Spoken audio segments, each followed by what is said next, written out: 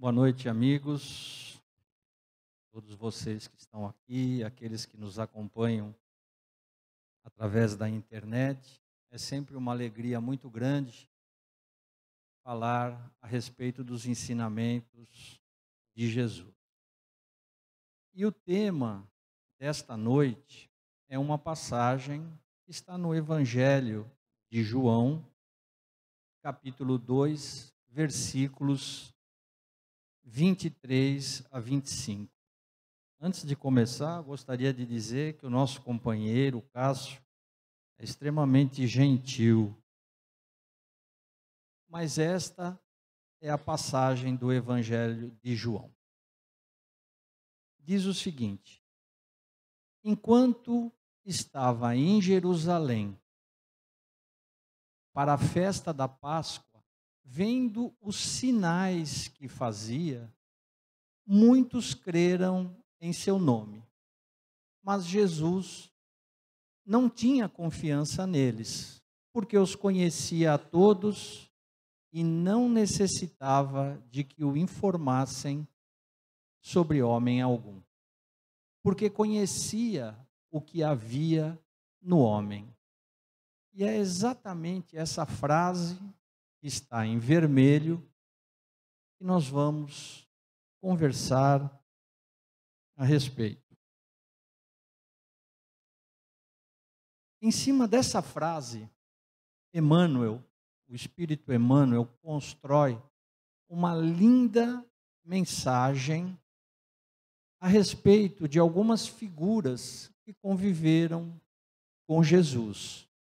Esta mensagem está no livro Fonte Viva, no capítulo 109, cujo título é A Exemplo do Cristo. E essa mensagem começa assim: sim, Jesus não ignorava o que existia no homem, mas nunca se deixou impressionar negativamente. E por que Jesus nunca se deixou impressionar negativamente, sabendo que tanto naquela época como hoje, nós ainda temos muitas coisas a corrigir. Ainda abrigamos em nós muitos erros, muitos vícios, muitos problemas. Primeiro, porque Jesus nos vê dessa forma, como crianças espirituais. Um espírito crístico do porte de Jesus, que aproximadamente 4 bilhões e meio de anos atrás já era um Cristo, e construiu esse planeta para nos abrigar, para que fosse uma escola, um hospital, é dessa forma que ele nos vê. Perto de Jesus, acho que não dá nem para dizer que nós estamos no jardim da infância. E essa imagem simboliza bem Jesus nos segurando, nos dando a mão, como os pais fazem com os seus filhos, que os vê cair, levantar, mas estão ali, sempre por perto, para segurar a mão, se necessário. E segundo, porque Jesus, ele não nos vê apenas neste momento. Jesus consegue ver a nossa trajetória ao longo dos milênios à frente. Como espíritos imortais, temos uma longa trajetória que agora não tem mais fim. Somos espíritos imortais. E Jesus consegue nos ver lá na frente. E ele sabe que, obedecendo à lei de progresso, uma lei de Deus, uma lei divina, todos nós, mais cedo ou mais tarde, seremos espíritos angélicos, espíritos puros. É bem verdade que alguns vão caminhar mais celeremente, outros mais devagar, mas todos chegarão ao mesmo ponto, porque é esta a vontade de Deus. E a vontade de Deus não se discute, se cumpre. Nesta mensagem, então, Emmanuel começa citando Zaqueu, com a seguinte frase: sabia que a usura morava com Zaqueu. Contudo, trouxe-o da sovinice para a benemerência. Zaqueu era um judeu, fariseu, publicano, cobrador de impostos, odiado pelo seu próprio povo, porque todo cobrador de imposto não era bem-vindo. Ele recolhia daquele povo trabalhador e entregava o dinheiro para os representantes de Roma. E não raro, os publicanos ficavam com parte do dinheiro para eles. Por isso, eles tinham uma vida cômoda, uma vida tranquila, uma vida boa. E Zaqueu ouviu falar de Jesus, das suas pregações, e queria vê-lo. Então, um dia ele ficou sabendo que Jesus iria passar em Jericó, e ele corre e sobe numa árvore, porque ele era uma pessoa de uma estatura muito pequena. No meio daquela multidão, ele não conseguiria ver Jesus. Então ele sobe numa árvore e fica aguardando. Aí Jesus passa com aquela multidão, Jesus para em frente à árvore, olha para Zaqueu e diz a ele: Zaqueu, desce e vá para a sua casa, porque ainda hoje eu vou cear contigo. E Zaqueu desce alegre, feliz da vida, e vai para a sua casa preparar um jantar para Jesus, os seus discípulos. Quando Jesus chega lá, está tudo pronto, e ele conversa com Jesus. Mas antes disso, os discípulos de Jesus chamaram Jesus à parte e disseram: mas mestre, você tem certeza que nós vamos na casa desse publicano? Todo publicano não é querido, é mal falado, não goza de nenhum bom conceito. O senhor tem certeza que é lá que nós vamos cear? Jesus falou: sim, é lá mesmo. E foi. E Zaqueu fica tão maravilhado com os ensinamentos de Jesus, que diz a ele: Senhor, eu vou pegar metade dos meus bens e entregar aos necessitados.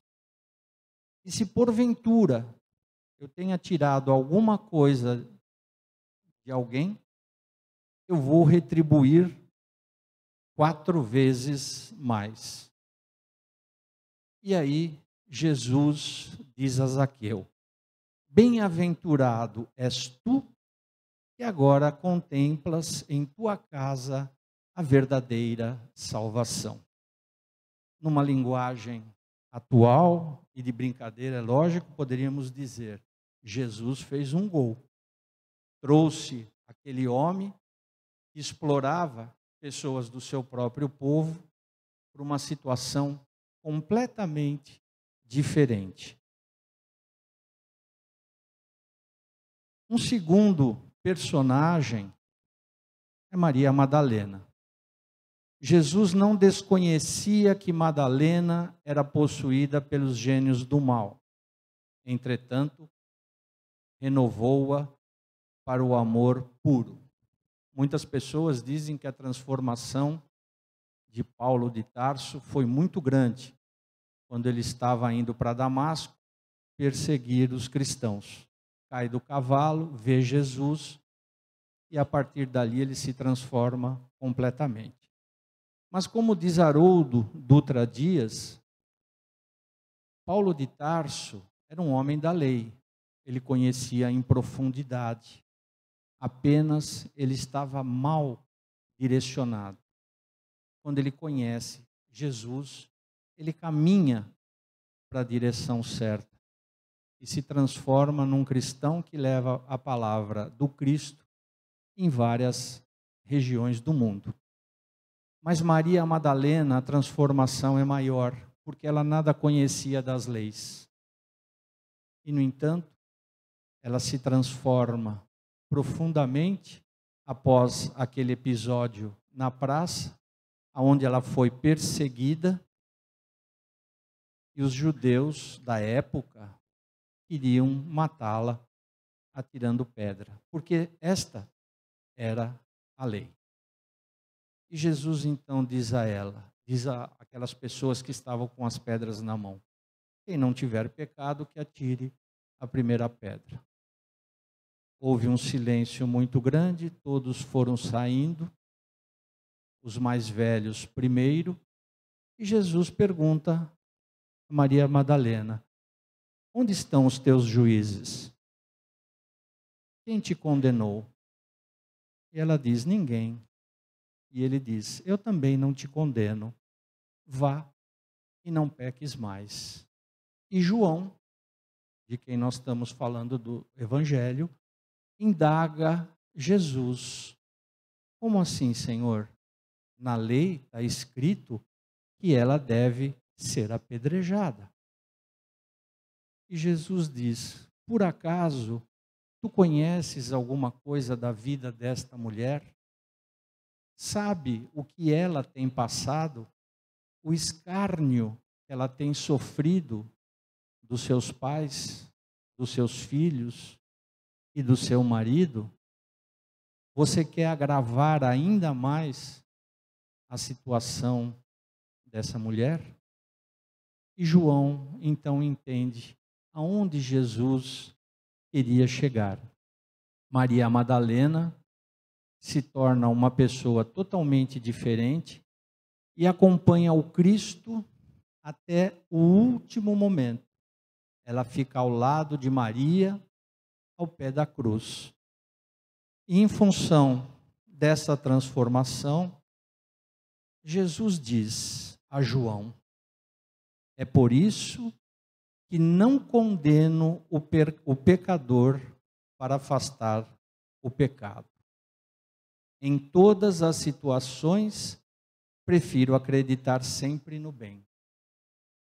Quando observares os seres mais tristes e miseráveis, arrastando-se numa noite de sombra e desolação, lembra-te da semente grosseira, que encerra um germen divino e que um dia se elevará do seio da terra para o beijo de luz do sol. Veja que Jesus diz em todas as situações. Ele não diz em algumas, ou essa ou aquela. Em todas, ele prefere acreditar sempre no bem. E quem é a semente grosseira? Nós. Ainda somos uma semente grosseira, mas trazemos dentro de nós o germen divino. Fomos criados por Deus, o arquiteto do mundo, a inteligência suprema, causa primeira de todas as coisas. Então, também somos seres divinos. Estamos hoje no jardim da infância, mas um dia estaremos numa condição totalmente diferente. É por isso que Jesus disse: faça brilhar a vossa luz, vós sois deuses, podereis fazer tudo o que eu faço e muito mais.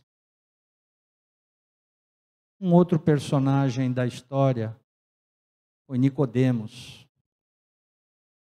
E na mensagem de Emmanuel está escrito: reconheceu a vaidade intelectual de Nicodemos, mas deu-lhe novas concepções da grandeza e da excelsitude da vida. Nicodemos era um homem importante no Sinédrio, uma pessoa muito inteligente, um doutor da lei, mas ele era diferente. Ele tinha um coração muito amoroso e ele gostava dos sermões de Jesus. Ele apreciava muito, tocava o seu coração. E um dia ele resolve conversar com Jesus. Conversar à noite para que não fosse visto por aqueles judeus mais ortodoxos do Sinédrio.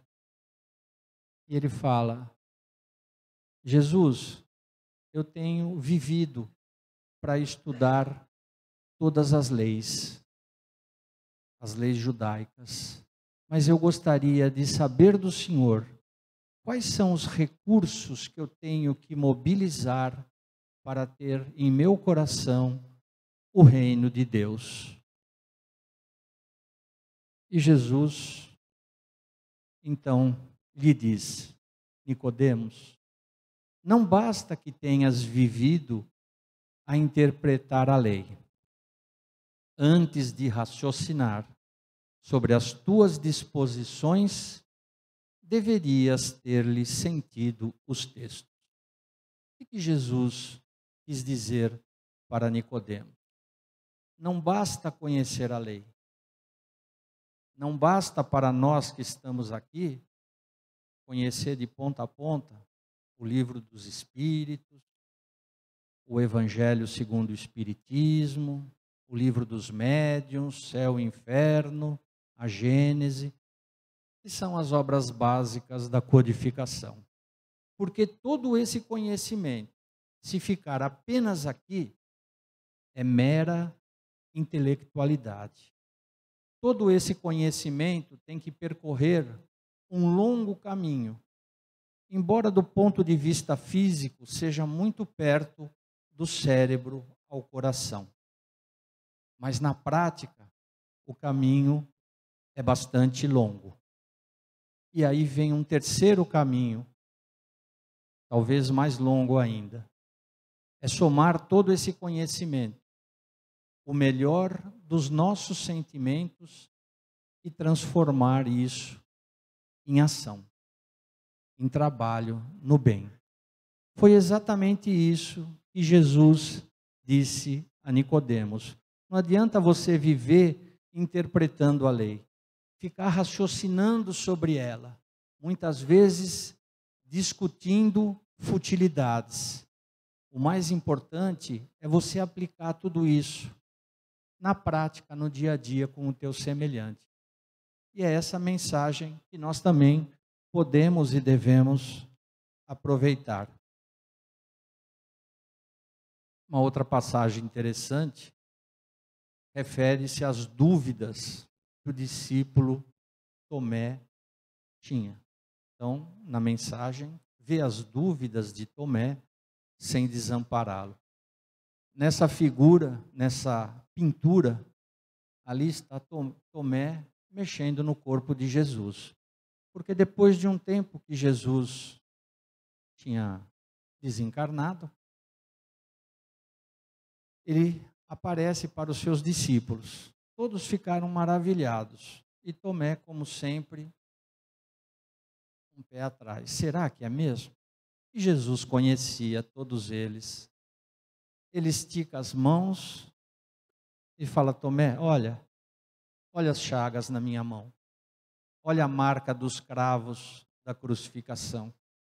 E aí, ele levanta a túnica, abre a túnica, e fala: vem ver, sou eu mesmo. E aí o discípulo cai e chora profundamente.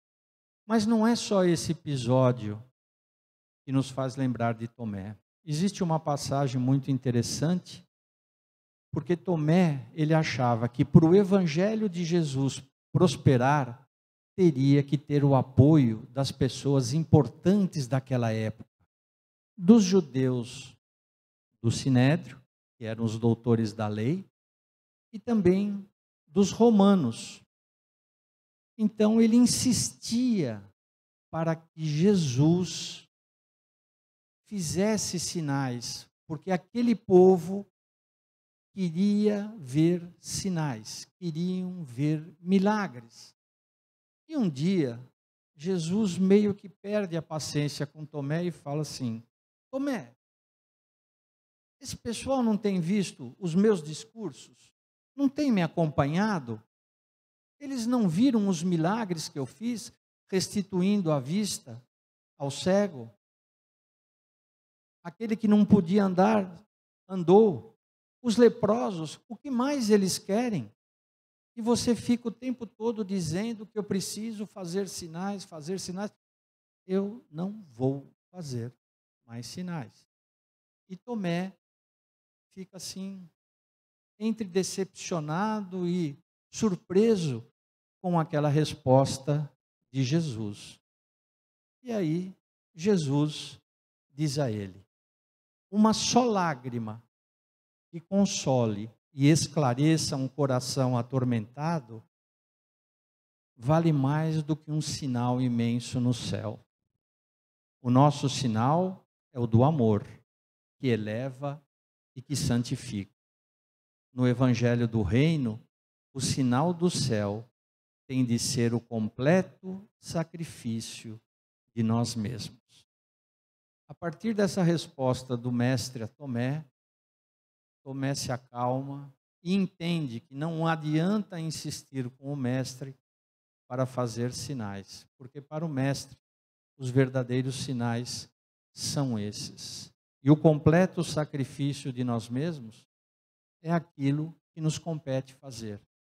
Um sacrifício muito grande na nossa transformação, na nossa reforma íntima, partindo sempre do princípio que somos espíritos mortais e não seres carnais.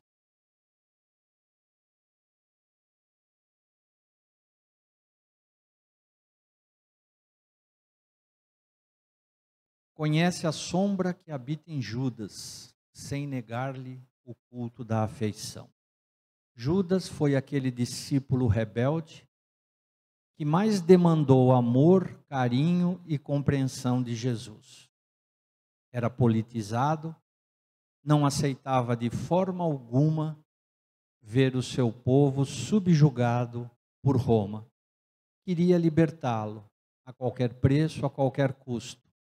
E achava, no início, que Jesus deveria assumir esse papel. Só que Jesus disse: não, eu não vim com essa missão. Por isso que num determinado momento ele diz: dai a César o que é de César, dai a Deus o que é de Deus. E Judas não se conformava e percebeu que com aquela bondade, com aquele amor todo, Jesus jamais faria a revolução que ele esperava. Então ele tinha um plano, Judas tinha um plano. Ele se acertaria com os membros mais importantes do Sinédrio. Essas pessoas o nomearia como um revolucionário. Ele teria ascensão sobre o seu povo e faria uma verdadeira revolução visando a libertação do seu povo em relação ao Império Romano. Na cabeça dele, ele venceria essa revolução e depois, quando tivesse tudo normalizado, o seu povo tivesse livre, ele diria: Jesus, o trono agora é seu. Pode sentar aqui e cuidar das coisas espirituais, porque agora o nosso povo é livre. Só que ele se enganou profundamente em confiar aquelas pessoas. Então ele recebe 30 moedas de prata, entrega a Jesus com um beijo e os soldados levam então Jesus. Quando ele percebe que foi traído pela astúcia humana, por aquela decisão rasteira daquelas pessoas que o enganaram, ele começa a sentir uma dor profunda. Ele vê o mestre sendo arrastado pelas ruas com a coroa de espinho, ser sacrificado.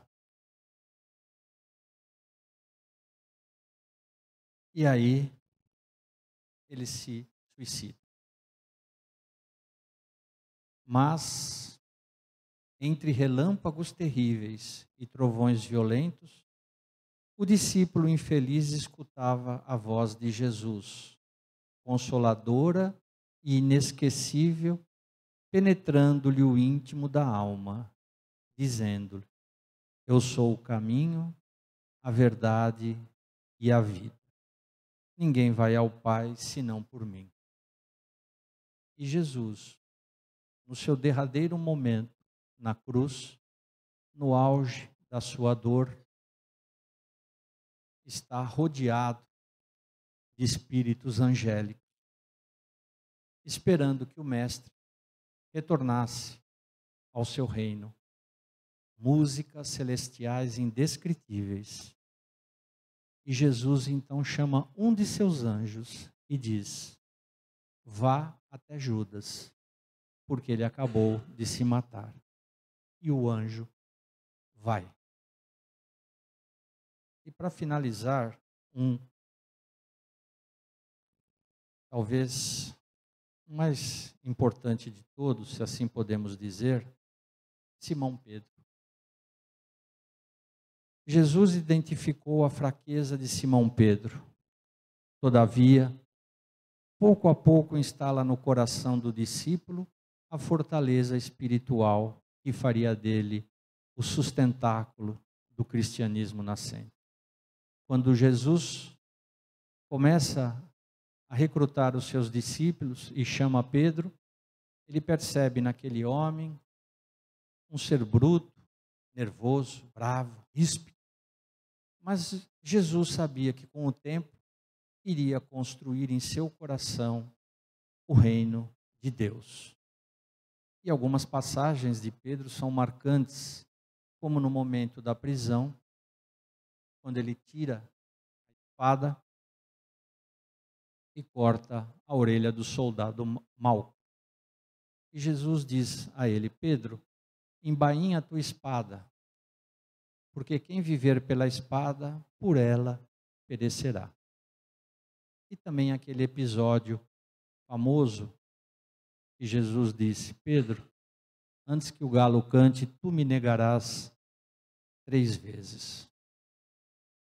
No livro Antologia Mediúnica do Natal, capítulo número 61, o Natal do Apóstolo, o espírito Humberto de Campos nos diz o seguinte: Pedro vai para Roma.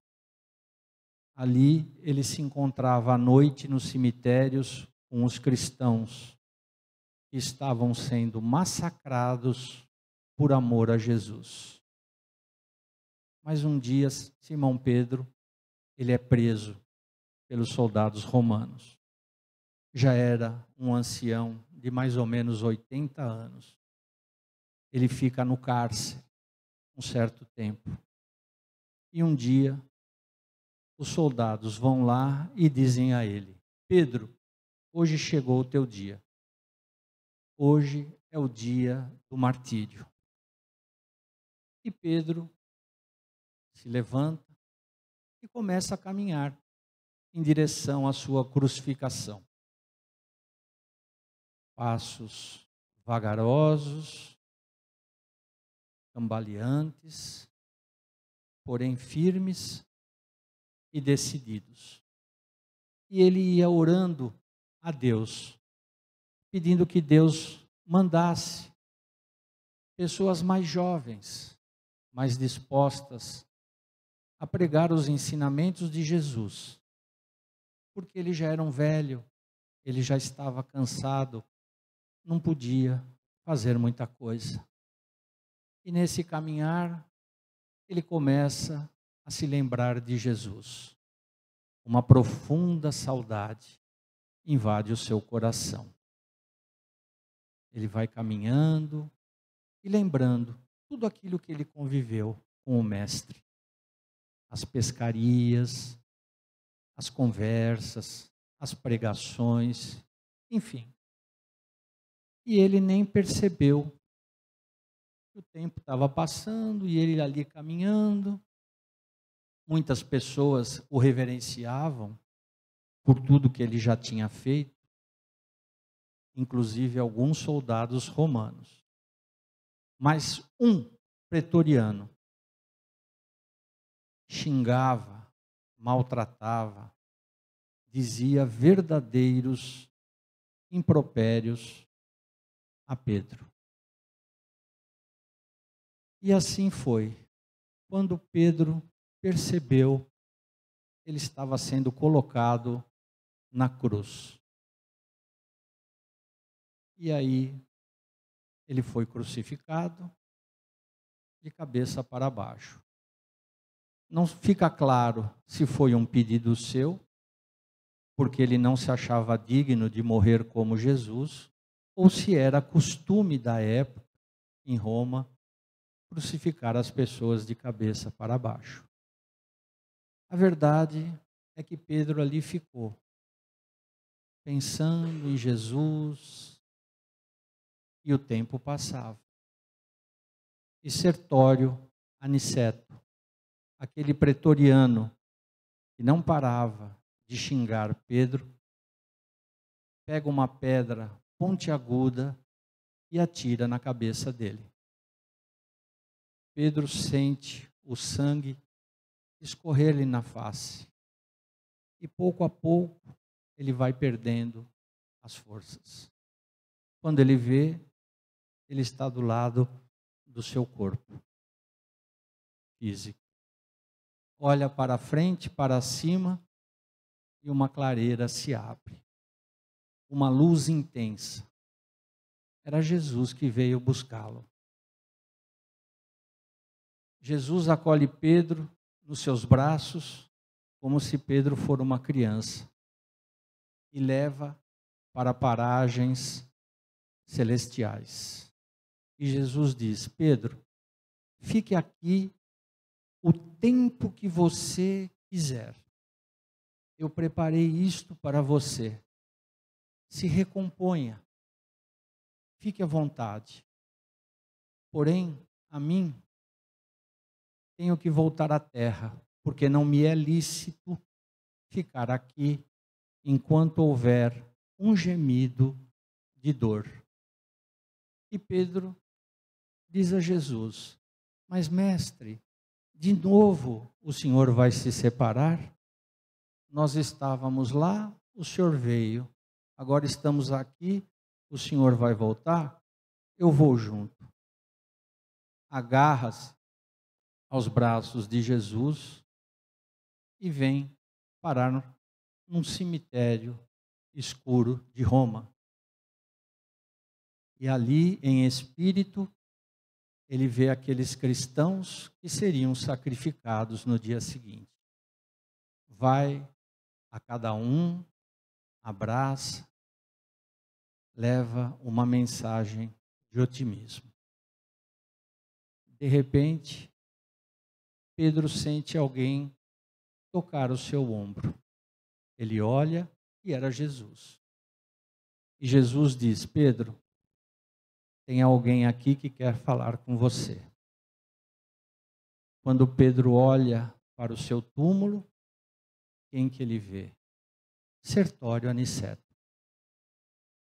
Uma criança, um menino, nos braços.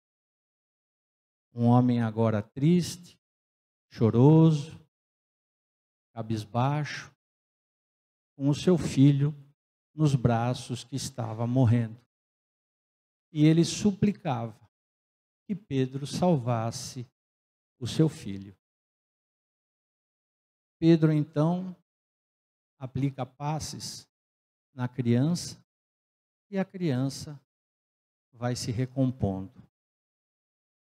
Sertório Aniceto abre um largo sorriso, fica feliz, porque seu filho está melhorando. E tem em mente que o verdadeiro cristão, por mais injustiçado que seja, faz o bem. E vai embora.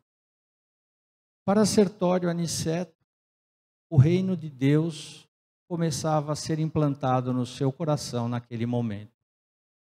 Para Pedro, a luta continuava. Qual era, qual é e qual será sempre a preocupação de Jesus em relação a nós? Acima de tudo, nos proporcionar uma visão mais ampla da vida e dar a cada um de nós eficientes recursos de renovação para o bem. Jesus é o médico de nossas almas, é o grande educador. O papel de Jesus é nos levar a Deus, nos ajudar a educarmos os nossos sentimentos, os nossos pensamentos. Mas muitas vezes a gente confunde qual a verdadeira missão de Jesus. E achamos, às vezes, que Ele é um provedor. Então pedimos a Ele coisas, a casa dos sonhos, o carro dos sonhos, a viagem dos sonhos. Mas esse não é o verdadeiro papel de Jesus. Ele pode até nos ajudar e nos ajuda. Mas o verdadeiro papel do Mestre é nos reconduzir a Deus. A essência desta mensagem de Emmanuel: não condenes, pois, o próximo, porque nele observes a inferioridade e a imperfeição, coisas que nós ainda somos pródigos em fazer. Ainda vemos com muita facilidade o cisco no olho do nosso semelhante, mas não a trave que está nos nossos olhos. Então é algo que nós devemos refletir bastante, não condenar o nosso semelhante sem saber a sua história. A exemplo do Cristo, ajuda o quanto possas. O apostolado de Jesus é amar, servir e cooperar. É exatamente isso que Ele espera de nós. Mas muitos de nós poderemos dizer: mas como? Eu, um ser tão imperfeito, cheio de sombras, cheio de problemas, como é que eu posso trabalhar no bem? Você é tudo isso? É assim mesmo que Jesus quer você. É desse jeito que Ele quer você trabalhando na seara. Porque, como Ele mesmo disse, a seara é muito grande, mas poucos são os trabalhadores. E por fim, o amigo divino sabe o que existe em nós. Ele não desconhece a nossa pesada e escura bagagem do pretérito, refletindo nas dificuldades do nosso presente, que é recheado de hesitações e de erros, mas nem por isso deixa de estender-nos amorosamente as mãos, como nós vimos na primeira imagem. Jesus dando a mão para nós em todos os momentos da vida. Nós é que muitas vezes, pelo nosso orgulho, pela nossa vaidade, pela nossa soberba, soltamos da mão de Jesus e dizemos: não precisa, eu sei o caminho. Mas Ele fica ali do lado, como um pai cuidadoso, nos olhando, nos observando e pronto a nos estender a mão. Meus amigos, a mensagem da noite é essa. Jesus nos conhece no íntimo, sabe das nossas sombras, mas não desiste de nós, está sempre conosco. Agradeço a todos pela atenção e uma boa noite.